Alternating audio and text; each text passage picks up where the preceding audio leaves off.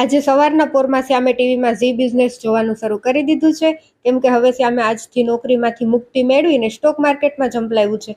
એટલે આજે અમે થોડાક અમારા પેઇન્ટિંગ કામ પતાવવા નીકળી ગયા છે. રસ્તામાં અમે પાક ઉપર વળતા ઘઉં, લીલાછમ ધાણા, ચણા અને બાજરો જોતા જોતા માંગરોળ પહોંચી ગયા. કામકાજ પતાવીને પાછા આંખોને ઠંડક મળે એવી લીલોતરી જોતા જોતા ઘરે આવવા માટે નીકળી પડ્યા. ભૂખે મને તો એવી જ લાગી હતી, જોરદારની, એટલે સીધા જમવા બેસી ગયા. માંગરોળથી અમે લઈ આવ્યા કામાક્ષી માટે કપ, સાબુ અને આ એક ચમકીલું નેલ કટર. સાંજે કામાક્ષીએ નવા કપનું મુહૂર્ત કરી નાખ્યું ને મમ્મીએ પછી સેવ બનાવી નાખી. મેં ને કામાક્ષીએ બહાર રમતા રમતા સેવ ખાધી ને મજા કરી.